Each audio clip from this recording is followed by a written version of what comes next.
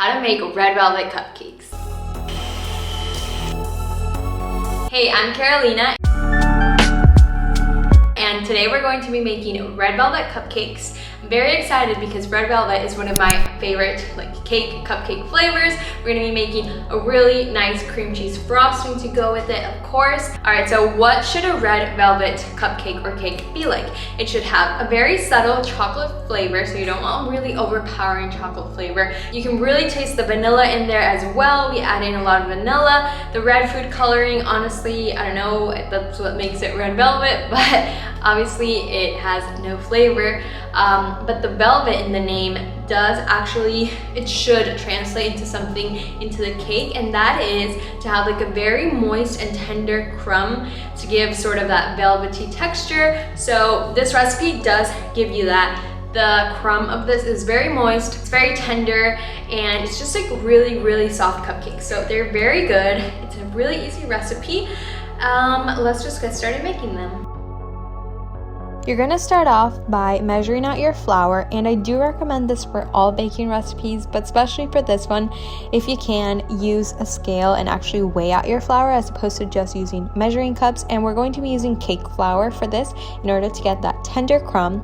And we're also going to be putting this through a sieve, both the flour and the cocoa powder, just to have the lightest possible dry ingredients for this mixture. In that also goes baking powder and salt, but you can find all the ingredients in the description box below. Separately, we're going to mix together some oil, butter, and sugar, and we're using butter for flavor and oil for the moistness.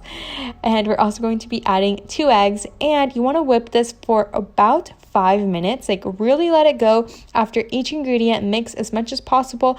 I also added vanilla, yogurt, and of course the red food coloring, and I let this go for around 5 minutes. Also added some vinegar, and then you just have a very nice and fluffy mixture. Then you add in your dry ingredients, and it's fast paced, so it doesn't look like I'm being gentle, but I am actually gently folding the dry ingredients into the wet ingredients in order to get this batter that you're seeing here. It's done. So now we're going to put our cupcake liners into our cupcake pan and fill them up 3/4 of the way.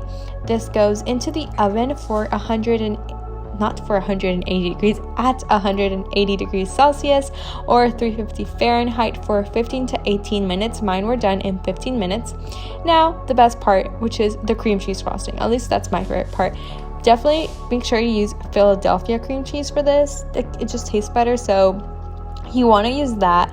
And using a stand mixer or a hand mixer, just whip this up along with some powdered sugar. A trick that I like to use is to first fold in the powdered sugar with a spatula and then go in with the hand mixer so it doesn't explode in your face. Also added some vanilla and a little bit of salt and put this into a piping bag, but you could use just a spoon to put this on your cupcakes or a little Ziploc baggie. I frosted my cupcakes, added a little sprinkle, but of course you don't have to. And that is the finished result. This cupcake recipe is so good. I know I say that in all of the recipes, but this is very good, and it's actually my own recipe. It's not from any blog or anything, so I hope you give it a try and you let me know what you think about it. So I hope you give this recipe a try if you've been wanting to make red velvet cupcakes. Definitely leave me a comment if you do like this video and subscribe for more baking videos. See you next time. Bye!